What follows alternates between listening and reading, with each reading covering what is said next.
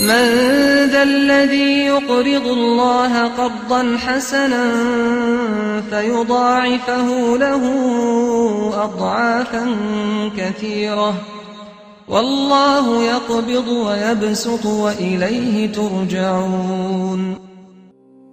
بناوی خی بەخشندە و میهرەبان بینەرانی بەڕێز و خۆشەویستی بەرنامەی بەخشین سڵاوی خی پەروەردگارتان لێبێ. خۆشەویستان، دەستگای بەخشینی خێرخوازی هەروەکو نەریتی ساڵانەی خۆی هەستا بە دابەشکردنی سەبەتەی خۆراکی بەسەر خانەوادەی هەژار و بێباوکاندا.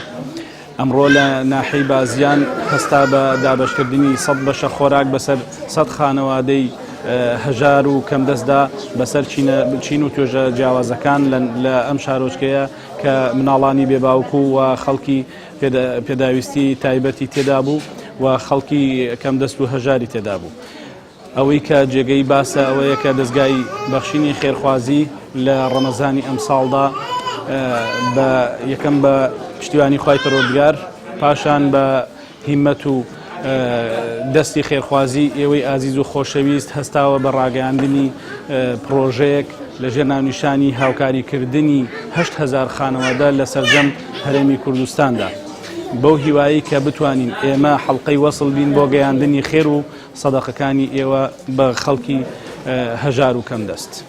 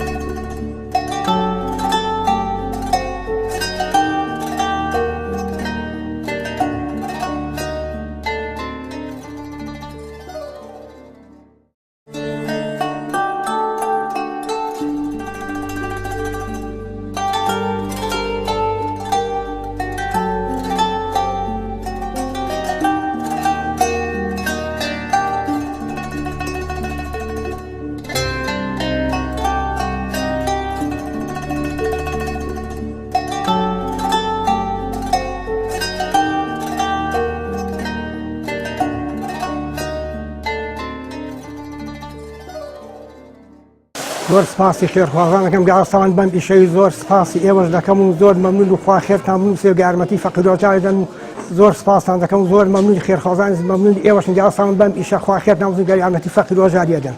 خوا خێرتان بنووسێ، سپاسی کەناڵەکەتان دەکەم و زۆر سپاس و زۆر مەمنون. زۆر سپاسی بەناوی بەخشینەکەی. دەستان خۆش بێ، خواستانمە بۆ مانگی ڕەمەزانە هاتانە بە فەقیر و هەژار. خوای گەورە سەکۆتیانکە یاخواهن بەناوی سەکۆتی بێ، خوای گەورە ڕستی هەموو سوانان بە. ڕستی ئێوەش بە.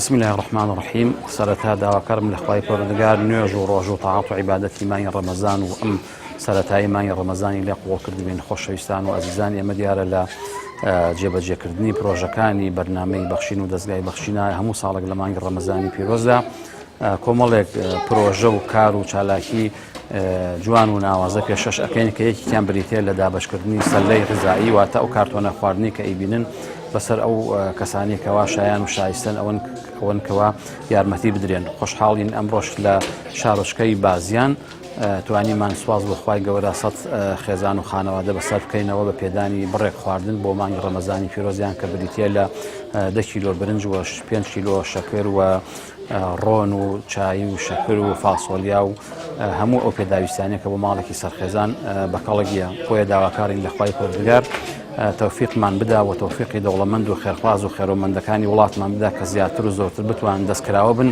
بۆ ئەوەی ئێمەش زیاتر بتوانین ئینشاڵڵا زۆربەی زۆری شار و شارۆچەکانی کوردستان بەسەر بکەینەوە ئەو ماڵانێکەوە هەژارن یاخود کەم دەرامەتن لەم زروفی قەیرانەیە کە هاتووە بەسەر ئەم میلەتەیە وێناویانە بەسەر ئەم میلەتەیە بتوانین دەستباریان بین ئینشاءڵڵا. داوای دوعای خێرمان لە هەموو لایەکەوە و خوای پەروەردگار هەموو لایەکمان تەوفیق بدا و هیدایەتدا بۆ جێبەجێکردنی ئەم پرۆژە جوانانە. دووبارە داواکەین لە خێرمەند و خێرەوەمەندان و دەوڵەمەندانی وڵاتەکەمان کە ئینشاءڵڵا زیاتر و زۆرتر دەستکراوە بن بۆ ئەوەی زیاتر و زۆرتر لە خانەوادە و خێزانە هەژارەکان سوودمەند بن لە مانگی ڕەمەزانی پیرۆزدا. بەخشین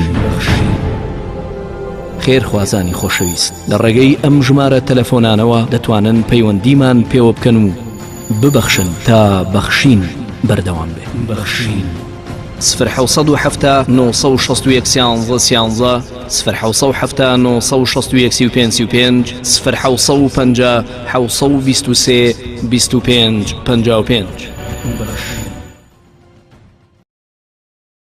یەشێکی بەناوی خوای گەورە میهرەبان بەڕاستی من لای خۆمەوە دەستخۆشی لەم برا بەڕێزانەکەم ئەم برا بەڕێزانەی کۆمەڵی ئیسلامی کە هەڵسەڵان بەم ئیشە بەم کارە پیرۆزە خوای گەورە جەزای بەخێریان باتەوە. بە حەقەت لەم ڕەمەزانە ئەمە شتێکی باشە تۆ سفرە و ماڵی خەڵک پڕخوانکەی زۆر دەستخۆشییان لێ یەکەم. بەڕاستی زۆر لە مانگە مبارەکە دەستخۆشی لەوانەکەم کە یارمەتی فەقیر و هەژارانێن. خوای گەورە سفریان پڕکە، خوای گەورە سفرەی کەس خاڵی نەکا یا ڕەب العالەمین. زۆر سپاس بۆ ئەو پیاوە بەڕێزانەی کە دەستی ئەم پیاوانەگرن و بەم یارمەتیە. زۆر سپاس بۆ هەموو لایەک، خوای گەورە جەزای بەخێری هەموو لایەک باتەوە یا ڕەبی.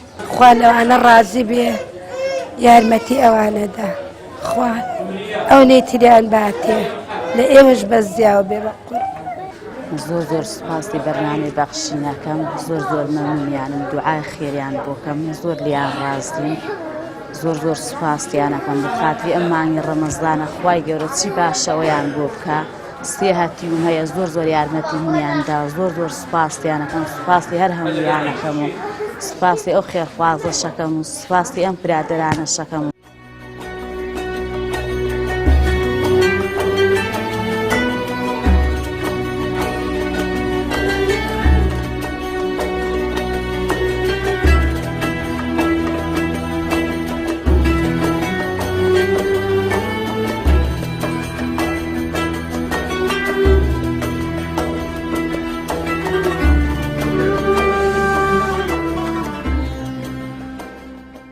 بسم الله الرحمن الرحیم. پاش فەزڵ و گەورەی خوای گەورە و سپاس و ستایش بۆ پەروەردگار ئەم ساڵیش توانیمان خواردنی بەرنامەی بەخشین هی مانگی ڕەمەزان تەوزیع بکەین بەسەر فەقیر و فوقەڕای سنووری ناحیەی بازیاندا. بۆیە لێرەوانێ دەستخۆشی لە هەموو خێرخوازانەکەم، داواکارم لێیان دەستی خێر و بەرەکەتیان درێژ بکەن بۆ بەرنامە سندوقی بەرنامەی بەخشین. بۆیە پێیان دەڵێم ئەمە بەروو بوومەکانە کە ئێستا دەیبینن لە نێو ئەو خەڵکانەیە کە ئەگاتە دەستی خۆیان بە دەستێکی ئەمین ئەگاتە دەستیان. بۆیە لێرەوە داوایان لێ دەکەم هاوکاری بەرنامەی بەخشین بکەن، ببینن چۆنی بە شێوازێکی زۆر تەرتیب و منەظەم ئەگەیەندرێتە دەستی خەڵکانی فەقیر و فوقەرا.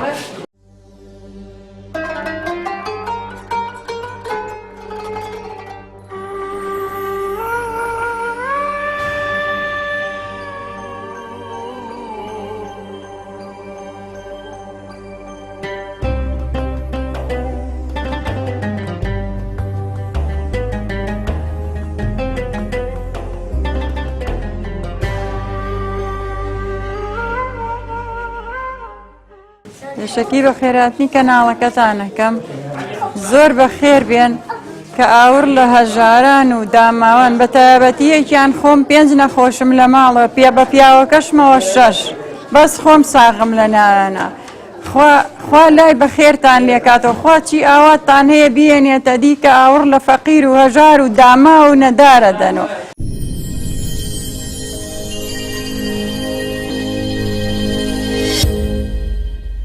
بە خێراتنی کەناڵەکەتانەکەم و خوا ئەجر و پاداشتان باتەوە بۆ ئەم هاوکاریە و خوای گەورە یارمەتی ئەوانەش بە کە هاوکاری فەقیران و هەژاران و کەم دەرەمەتان. زۆر سپاستانەکەم بۆ ئەم هاوکاریە لەم کاتی ڕەمەزانە بۆ ئەم فەقیر و هەژارانە. خوای گەورە ڕزقتان باویەتی کە یارمەتی فەقیران و هەژاران هێن و زۆر سپاستانەکەم. زۆر سپاسی کەناڵی بەخشینەکەین، زۆر سپاسیان نەکەین، خالیان ڕازی بێ، خوا بیان بەخشێ، بێتە جەزای دنیا و قیامەتیان دەست هەموو ساڵە یارمەتی فەقیر و هەژارە لە دەستی فەقیر و هەژارەگرن، خالیان ڕازی بێ، خوا عافیان کا بێتە جەزای ئەم دنیا و ئەو دنیایان، خوا سەدەونێکیان باتێ یاخوا.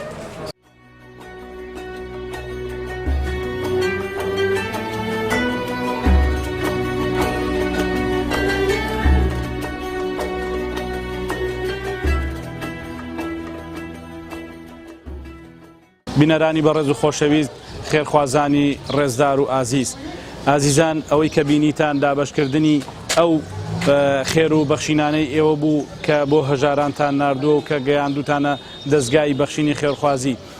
ئەوەی ماوەتەوە بیڵێنەوەیە ئێوەی بەڕێز و خۆشەویست هەمیشە هاوکار و پشتیوانی دەستگای بەخشینی خێرخوازی و بەرنامەی بەخشین بوون، بۆیە لێرەوە پێتان ئەڵێن ببەخشن بۆ ئەوەی بەخشین و بەرنامەی بەخشین و دەستگای بەخشین بەردەوام بێ، تاکو هەژارانی وڵاتی ئێمە سوودمەند بن لەو بەخشینانەی ئێوە، تاکو هەژارانی ئێمە لە دوعاکانیان ئێوە بێبەش نەکەن. خوای پەروەردگار ماڵ و سەروەتی ئێوە بەرەکەتی تێبکات و خوای پەروەردگار هەمیشە ماڵتان ئاوەدان کا و ئێمەش بکا بە خزمەتکاری دینەکەی خۆی و بمان کا بە خزمەتکارێکی خەڵکی هەژار و کەم دەست.